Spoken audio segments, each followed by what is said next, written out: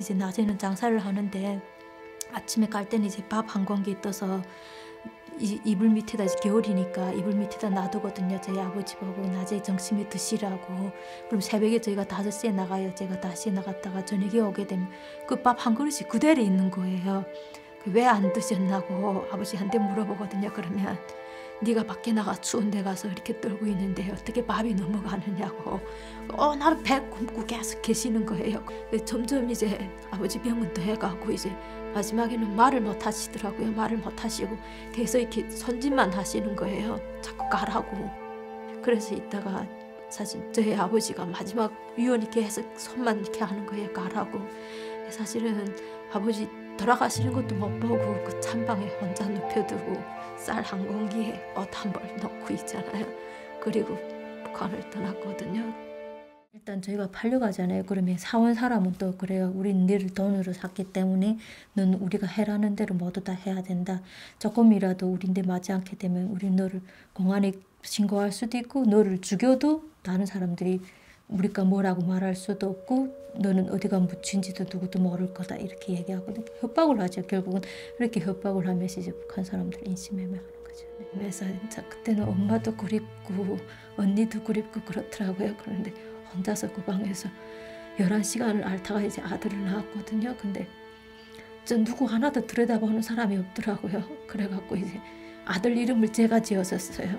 진짜 이런 험한 곳에서 자라니까 진짜 굳세게 자라라고 이제 철이라고 내가 이름 지었거든요. 제가 지금도 집에서는 철하고 이렇게 부르거든요.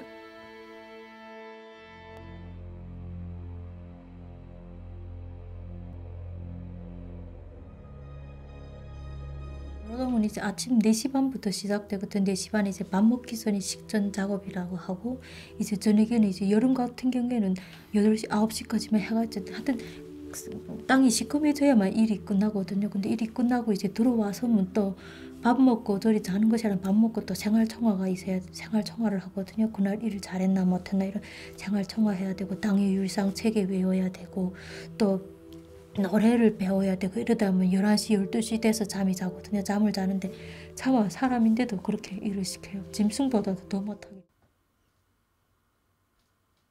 소 달구지를 여자들이 4명이서 일을 하거든요. 앞에서 2명, 뒤에서 끌고 뒤에서 2명. 흙 있잖아요. 한 톤씩 되게 이렇게 싣고서. 근데 그것도 걸어가면 또 안 돼요. 뛰어야 돼요. 또 옆에 이제 농촌들이 밭이 있으니까 그 밭에 가면 이제 치를 딸 그때는 감자를 수확하고 나면 이제 밑에 이렇게 조그만 씨알 감자들 있잖아요. 그걸 막 덕질해서 그 흙이채로 있잖아요. 막 먹고 있잖아요. 더 그런 건 더 말을 못해요. 그 감옥. 진짜 북한이라는 자체는 하나가 감옥인 것 같아요. 그 나라 자체가 감옥이고 그 나라에 사는 사람들은 모두 다 배가 고프고 진짜 쥐, 뱀, 풀뿌리 이런 것도 이제는 없어갖고 못 먹는 거예요.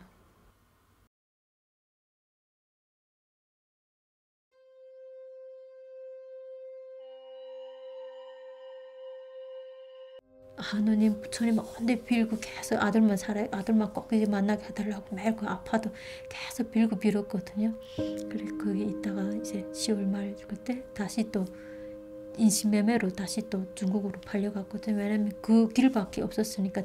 처음에 아들을 만났을 때 제가 너무 놀랬던 거는 진짜 목에 떼자 들자더라고요. 손이 다 터갖고. 그래 제가 막 놀랬거든요. 왜 이렇게 됐냐고 아들한테 물었거든요. 그러니까 그러더래요. 집에서 밥을 먹으려면 가을이면 이제 그런 추수하잖아요. 막 탈곡도 하고 이러니까 이제 새벽마다 나가서 콩알 줍고 쌀알 줍고 강냉이알 있잖아요. 그걸 주어야만 이제 밥을 준대요.